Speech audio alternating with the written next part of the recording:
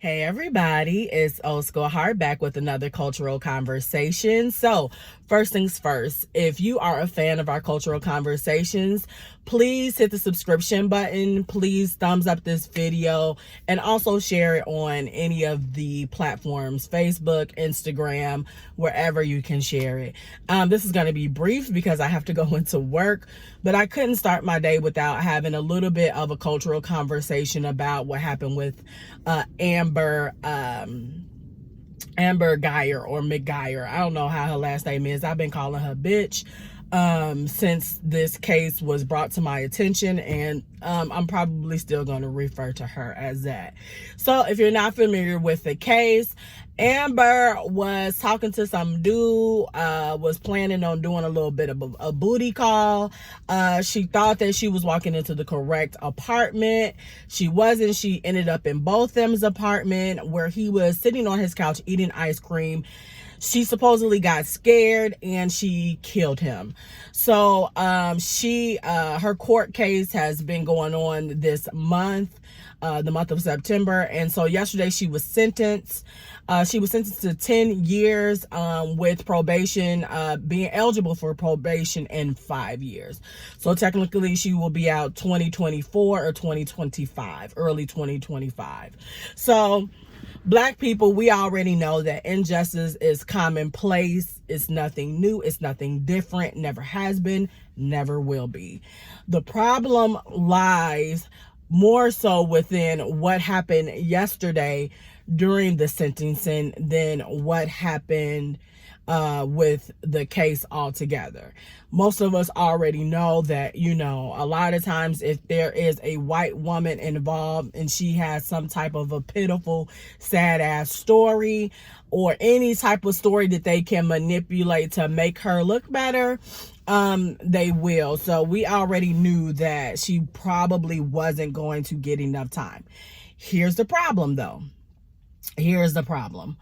Yesterday during her sentencing, they were giving her the 10 years, the day before, according to Tone Talks, the judge was trying to change the sentencing of the case around where there is some type of a law or stipulation that says if you were in your own house and you killed somebody, you then don't have to have a long sentence. So she tried to use that in Amber's defense.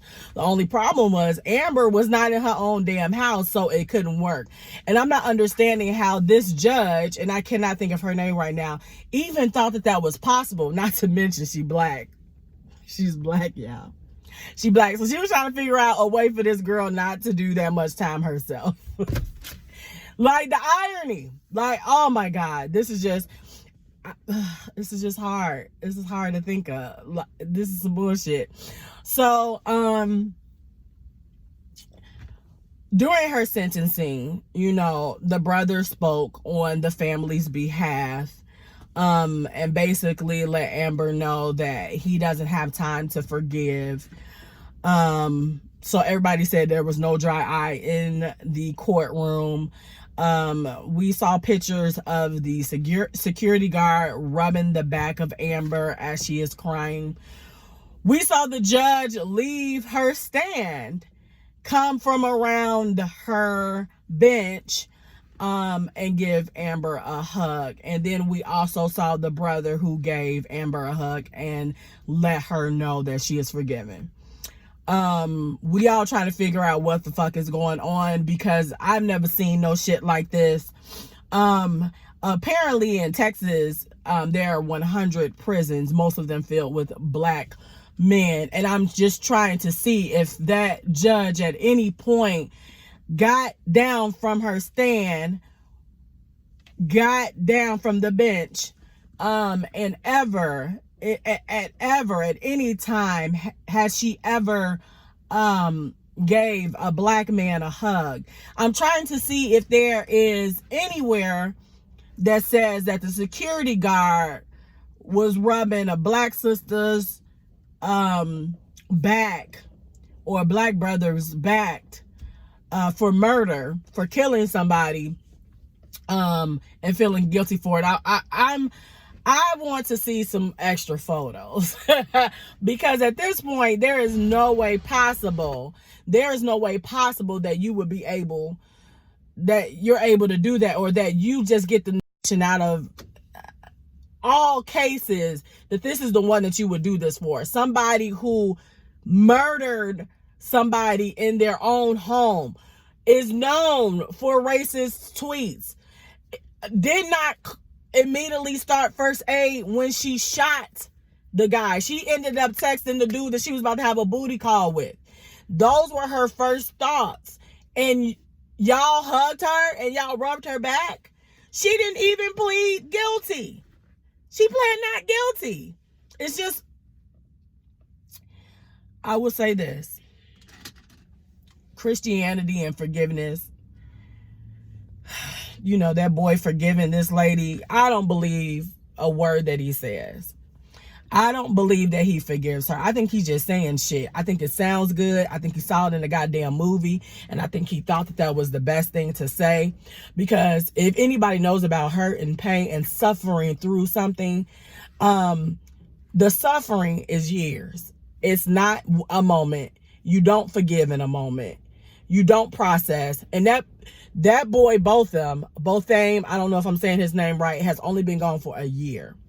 He ain't even hit the surface yet. So to prematurely hug that girl and say that you forgive her and you ain't went through them sleepless nights yet, you ain't cried when you heard a song that reminds you of Botham, you ain't been walking down the street and broke down in tears at least 10, 20 times, you ain't hit the surface yet. So I don't believe at all that that young man will be forgiving Amber. He ain't even got to the place where he can do that. And forgiveness, believe me or not, but forgiveness does not stop mental health as it relates to losing a loved one. He's still going to go through post-traumatic stress. And I'm not wishing that on him. I'm saying that it's something that can happen. He can still go through post-traumatic stress. He can still go through depression. He can have anger issues. So he can forgive all he wants to. But what accumulates from that, what escalates from that is still to come. And trust me, I know. I have a sister that went through a coma 10 years ago. And when I tell you that I've cried more in the 10th year than I did in the 5th year about the illness, about the fact that she'll never be the same again, I cried yesterday over a song me and my sister liked. You ain't hit the surface yet, young man. You ain't got nowhere near the hurt and pain it's going to feel. You're in year 1. I think you almost on year 2. You're in year 1. Right now, you're just trying to process it all. The news, the media, the trial, Amber, you trying to process it all. You ain't hit hurt yet. So there is no way you forgive her. And I just don't believe it. If you guys believe it, you let me know. That's going to be the cultural conversation. Do you think he really, really forgives Amber?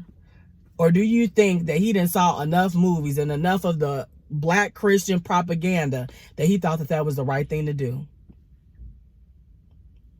Let me know how you guys feel. I said I was going to make it short. I want you guys to have a wonderful Thursday.